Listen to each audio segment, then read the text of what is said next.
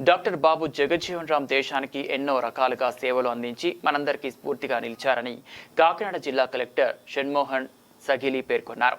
ప్రముఖ స్వాతంత్ర సమరయోధుడు, భారత తొలి ఉప ప్రధాని డాక్టర్ బాబు జగజ్జీవన్ రామ్ 117వ జయంతి వేడుకలు శనివారం Kakinada Indrapalem ladies Lions club వద్ద జిల్లా సాంఘిక సంక్షేమ శాఖ ఆధ్వర్యంలో ఘనంగా జరిగాయి. ఈ కార్యక్రమంలో జిల్లా అధికారులు housing PD NVV Satyanarayana, DRDA PD G Srinivasarao, సంక్షేమ శాఖ incharge JDS Srinivasarao, SC corporation ED J Satyavathi, BC సంక్షేమ శాఖ అధికారి ఎం లల్లి, జిల్లా సమాచార పౌర సంబంధాల శాఖ deputy director D Nagarjuna, ICDS PD K Vijayakumari, వివిధ శాఖల అధికారులు, ప్రజా ఉద్యమ సంఘాల నాయకులు, ఇతర ప్రజా ప్రతినిధులు, సాంఘిక సంక్షేమ శాఖ సిబ్బంది, సాంఘిక సంక్షేమ శాఖ వసతి గృహ విద్యార్థులు తదితరులు పాల్గొన్నారు.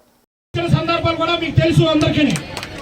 అదేవిధంగా ఏదైతే ఈ భారతదేశం గర్వించదగ్గ వ్యక్తులు ఒక పూలే గారు కావచ్చు, అంబేద్కర్ కావచ్చు, జగజ్జీవన్ రామ్ గారు కావచ్చు, వీరు ముగ్గురు కూడా ఈ భారతదేశంలో గర్వించదగ్గ వ్యక్తులు. ఎందుకంటే నాడు చదువు చెప్పిన తల్లిదండ్రుల్ని, గురువుని మర్చిపోకూడదు అంటారు. మరి అలాగే గురువు వ్యక్తి మన పూలే గారు అయితే రాజ్యాంగం రచించిన వ్యక్తి, అంబేద్కర్ అయితే ఆ రాజ్యాంగం అమలు జరిపే విధంగా, అదేవిధంగా మరి ఈ రోజున మరి ఎన్నో సమస్యలు ఉన్నాయి. మా ఎమ్మెల్యే గారు, మా అన్నగారు దృష్టికి తీసుకొస్తూ ఉన్నాం. మరి ఏదైతే చంద్రబాబు నాయుడు గారు అందరికీ న్యాయం చేసే విధంగా ఈ రాష్ట్రంలో, మరి ఈ రాష్ట్రంలోనే కాకుండా ఈ ఆంధ్రప్రదేశ్లో నెంబర్ 1 ముఖ్యమంత్రి ఎవరన్నా ఉన్నారంటే అది చంద్రబాబు నాయుడు గారు నేను గర్వంగా చెప్తూ ఉన్నాం. చంద్రబాబు నాయుడు గారు ఫస్ట్ ప్లేస్లో ఉంటారని గర్వంగా చెప్తూ ఉన్నాం. అదేవిధంగా వేదిక మీద ఉన్న honourable MLA Kakinada honourable MLC గారికి, రాష్ట్ర గారికి, వచ్చేసిన సంఘ నాయకులకు, ప్రజానికానికి అందరికీ నమస్కారం. ఏప్రిల్ నెల జనరల్లీ అణగారిన వర్గాల కోసం పోరాడిన అతి ముఖ్యమైన నాయకులు ఆ ముగ్గురు, అంటే బాబు జగజ్జీవన్ రామ్ కావచ్చు, మహాత్మా జ్యోతిబాబు కావచ్చు, లేకపోతే బిఆర్ అంబేద్కర్ కావచ్చు, అందరికీ జయంతి పురస్కరించుకొని ఒక పండుగ వాతావరణంలో ఈ నెలంతా జరుపుకుంటాం. అందులో మొట్టమొదటి ఇవాళ జగజ్జీవన్ రామ్ జయంతి సందర్భంగా ఇక్కడ కాకినాడ టౌన్లో ఇక్కడ మన ఒక ప్రోగ్రాం ఏర్పాటు చేసుకోవడం, మనకు అందరూ ఇలా వచ్చేయడం చాలా సంతోషం. అందరూ కలిసికట్టుగా ఉండాలని కోరుకుంటూ ఇప్పటివరకు ఎలా ఉన్నాం అలాగా సామరస్యంగా ఎలాంటి గొడవలు లేకుండా ఏదైనా ఉన్నా పరిష్కరించుకోగలిగే స్థితిలో ఆరుగురు ఎమ్మెల్యే గారు కానీ, ఎమ్మెల్సీ గారు కానీ, ప్రజాప్రతినిధి కానీ, ఆఫీసర్స్ నా వైపు నుంచి ఎప్పుడూ మీకు అందుబాటులో ఉంటామని తెలుసుకుంటూ నాకు ఈ అవకాశం ఇచ్చిన అందరికీ ధన్యవాదాలు. మా పేటలో కట్టిన విధంగా మీ చేతులతో దాన్ని తొందరలోనే మేము ప్రారంభించుకునే విధంగా మీరు ఒక నిర్ణయంలో మరి నిధులు కూడా దానికి కొంత కేటాయింపు జరిగింది. దాన్ని సద్వినియోగం చేసుకోవాలి యువత. మరి రకరకాలైనటువంటి కార్యక్రమం 3 లక్షల నుంచి 10 లక్షల వరకు దాంట్లోంచి చాలా కార్యక్రమాలు జరుగుతున్నాయి. దాన్ని పెద్ద ఎత్తున ప్రచారం చేయాలని నేను తమ ద్వారా జిల్లా యంత్రాంగాన్ని తెలియజేస్తూ ఉన్నాను. యువతను గుర్తించి పేటలకు వెళ్ళి కొన్ని యువతను ఎవరికో కొంతమందిని తీసుకొచ్చే మనుషులకు మాత్రమే కాకుండా నిజం ఎవరైతే పేదవాళ్ళు ఉన్నారో, ఏ వర్గంలో అయితే పేదవాళ్ళు ఉన్నారో వాళ్ళకి ఆ రుణాలు అందే విధంగా మరి మీ తరఫున ఇటువంటి కార్యక్రమాలు నడిపించాలని, మీరు నడిపించగలరని మీ మీద ఉన్న నమ్మకంతో నాకు తెలియజేస్తూ మరి నాకు ఈ అవకాశం ఇచ్చిన భారతదేశంలో అత్యున్నతమైనటువంటి 9 సార్లు ఎంపీగా ఎన్నికయ్యి ఈ భారతదేశంలో ఉన్నటువంటి అట్టడులో ఉన్నటువంటి మాదిగి వెళ్ళి వారి యొక్క శరీర దృఢత్వం తప్పి అప్పట్లో చదువుకోకపోయినా సరే పోలీసు ఉద్యోగాలకు కానీ, రైల్వే ఉద్యోగాల్లో కానీ తక్కువ చదువు ఉన్నా సరే రికమెండ్ చేసి ఉద్యోగాలు వేయించి ఆ కుటుంబాన్ని ఎవరో ఉన్నతమైన స్థాయిలో నడిపించారంటే దానికి బాబు జగజ్జీవన్ రామ్ లాంటి ఉన్నతమైనటువంటి నాయకులు, అటువంటి నాయకులు ఉన్నటువంటి ఈ కాకినాడ పట్టణంలో ఉండడం మన అదృష్టం. అలాగే కాకినాడ నుంచి కూడా మేము ఒక మాట చెప్పాలి. ఉమ్మడి తూర్పుగోదావరి జిల్లా కాకినాడలో 3 ఎంపీలు, 1 ఎంపీలు కూడా ఎస్సీ అవుతారు. కానీ మాకు ఇక్కడ లేరు అన్నప్పుడు తెలుగుదేశం పార్టీలో మా వనమాడు కొండబాబు గారు వచ్చాక మాదిగి 2 కళ్ళలో చూసుకుని మాదిగి సమానమైన ఎమ్మెల్యే ఎవరన్నారంటే కొండబాబు గారు చెప్పడానికి ఏమాత్రం అర్థం లేదు. మాలలో నాకు ఉన్నటువంటి యువత మహిళలు ఎక్కువగా ఉన్నారు.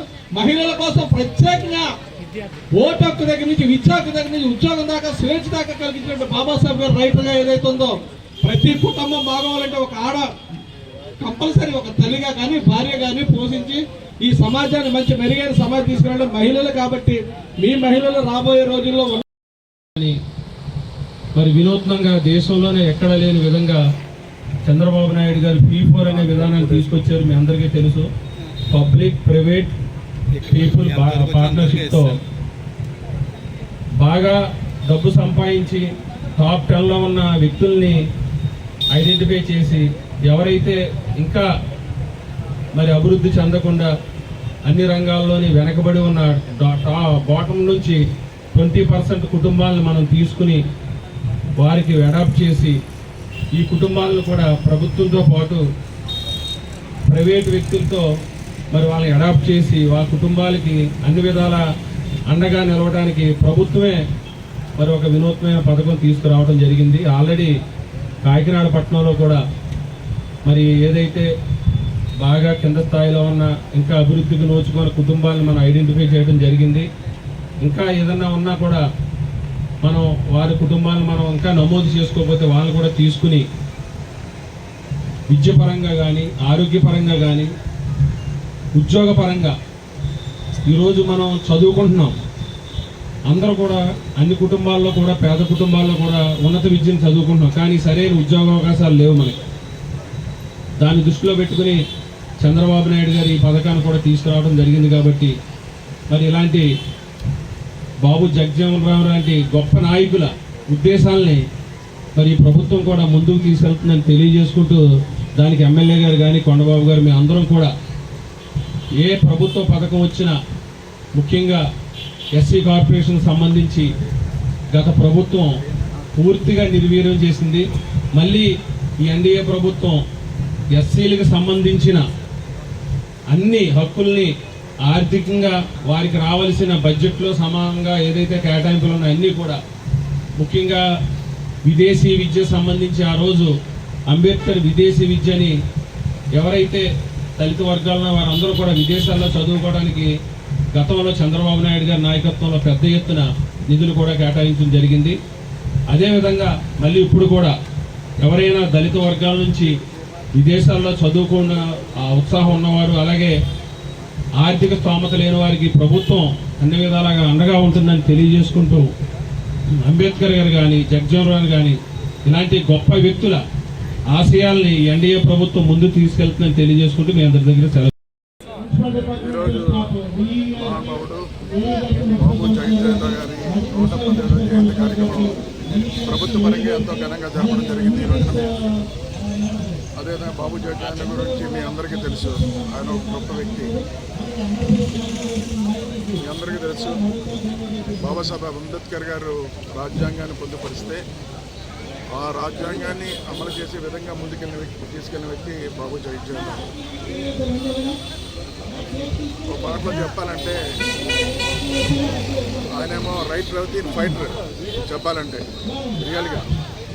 ఎందుకంటే పార్లమెంట్లో ఆ రోజు 45 సంవత్సరాల పాటు గ్రేట్ పార్లమెంటరీ అంటే చెప్పాలంటే ఆయన గొప్ప శాఖలు కూడా చేశారు. ఆయన ఈ దేశానికి వ్యవసాయ శాఖ మంత్రిగా, రక్షణ శాఖ మంత్రిగా, కార్మిక శాఖ మంత్రిగా, అదేవిధంగా ఉప ముఖ్యమంత్రిగా అనేక శాఖలు చేసి ఉప ప్రధానిగా చేశారు.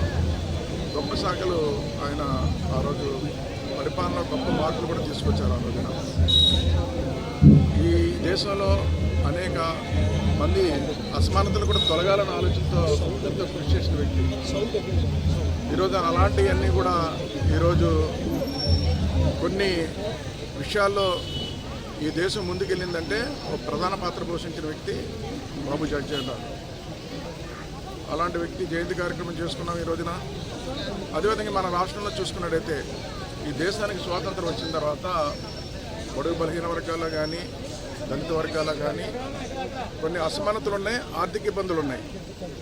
అలాంటివన్నీ కూడా అరికట్టాలన్న ఆలోచన కలిగేది కానీ ఎవరు కూడా అమలు చేసేవారు కాదు. చెప్పేవారు తప్ప అమలు చేసేవారు కాదు. మాటలు చెప్పేవారు తప్ప అమలు చేసేవారు కాదు. ఈ దళిత వర్గాలని ఆర్థికంగా బలపరచాలని కానీ విద్యారంగంలో ముందుకు తీసుకెళ్లాలని కానీ మాట చెప్పేవారు కానీ అమలు చేసేవారు కదా. మన రాష్ట్రంలో చూసుకుంటే దేశానికి స్వాతంత్రం వచ్చిన తర్వాత మన రాష్ట్రంలో కూడా అధికంగా చాలామంది ఎన్నో పార్టీలు పరిపాలన చేశారు. కానీ దళిత వర్గాల ఆశయాలు కానీ ఆలోచన విధానాలు కానీ ఒక పక్కన ఆర్థికంగా కానీ విద్యాపరంగా కానీ ముందుకు తీసుకెళ్ళిన వ్యక్తి ఎవరైనా ఉన్నారంటే అది నారా చంద్రబాబు నాయుడు గారని గర్వంగా చెప్తాను. ఈ రోజున ఆయన ముఖ్యమంత్రి అయిన తర్వాత ఈ రాష్ట్రంలో దళిత వర్గాలకి విద్యాపరంగా కానీ ఆర్థికంగా కానీ ఎస్సీ కార్పొరేషన్ ఏర్పాటు చేసి ఆర్థికంగా బలపరచడం జరిగింది. ఎస్సీ కార్పొరేషన్ లోన్ ఇచ్చి కానీ అదే బీసీ వర్గాలకు కూడా అన్ని వర్గాల ప్రజలు ఈరోజు చూసుకుంటే మన రాష్ట్రంలో మీ అందరికీ తెలుసు ఏదైతే మనకి మాదిగ దండోరా విషయంలో వాళ్ళు చేసిన ఉద్యమాలన్నీ కూడా మీకు తెలుసు. ఈరోజు అలాంటివి కూడా ఎప్పుడు అలా సాగుతూనే ఉంది. ఆ ఉద్యమాలన్నీ కూడా అలాంటివన్నీ కూడా పరిష్కారం కావాలని చెప్పి అసమానతలు తొలగాలని చెప్పి ఒక నిర్ణయం తీసుకుని ముందుకెళ్ళడం జరుగుతుంది. లేకపోతే ఇలాగ రాజకీయాలు నడుస్తూనే ఉంటాయి, రోజులు గడిచిపోతూనే ఉంటాయి, ఇలా ఉద్యమాలు జరుగుతూనే ఉంటాయి. కానీ పరిష్కారం చేసే వ్యక్తులు రాజకీయంగా వాడుకున్నా చూస్తున్నారు తప్ప పరిష్కారం చేయట్లేదు ఎవరు. ఈరోజు పరిష్కారం చేస్తారు. ఎందుకు పరిష్కారం చేస్తారంటే అసమానతలు తొలగాలి, అన్ని వర్గాల ప్రజలు బాగుండాలి, అందరూ బాగుండాలి అని ఆలోచన నిర్ణయం తీసుకుని ముందుకెళ్ళారు ఈ రోజున. అందుకే చెప్తున్నాను ఈరోజు దళితుల్లో ఈరోజు మనకి మాల మాదిగ 2 వర్గాలు. ఈ 2 వర్గాలకి కూడా చంద్రబాబుకి 2 కళ్ళులా చూసుకుంటారండి. ఇందులో నేను గర్వంగా చెప్తాను ఈ రోజున 2 వర్గాలని 2 కళ్ళులా చూసుకున్నారు. అదేవిధంగా మాలా సోదరులకు కానీ మాదిగ సోదరులకు కానీ వాళ్ళకున్న 2 కళ్ళుల్లో ఒకటి బాబాసాహెబ్ అంబేద్కర్ గారు, ఒకటి బాబు జగజ్జనరావు అని కూడా ఈ సందర్భంగా తెలియజేస్తున్నాను. అలాంటి అసమానతలు తొలగడం కోసం తీసుకున్న నిర్ణయాన్ని చంద్రబాబు నాయుడు గారిని నేను అభినందిస్తూ ఈరోజు సోదరులకు ఏం చెప్తున్నానంటే దళిత సోదరులకి ఇద్దరు కూడా మీరిద్దరూ కలిసికట్టుగా ఉండాలి, కలిసికట్టుగానే పనిచేసుకోవాలి. మీకున్న సమస్యలు ఏదన్నా ప్రభుత్వం తీర్చడానికి సిద్ధంగా ఉంది, చంద్రబాబు నాయుడు సిద్ధంగా ఉన్నారు. అదేవిధంగా మీ పక్షాన ఒక ఎమ్మెల్యే కొండబాబు కానీ నేను కానీ మా నాయకులు కానీ మీ పక్షాన్ని నిలబడి ఈ విషయాల్లో కూడా అన్ని విధాలా సహకరిస్తామని కూడా ఈ సందర్భంగా తెలియజేసుకుంటూ ఈరోజు బాబు జగజ్జనరావుకి మరొకసారి వారి కుటుంబ సందర్భంగా శుభాకాంక్షలు తెలియజేసుకుంటూ సెలవు.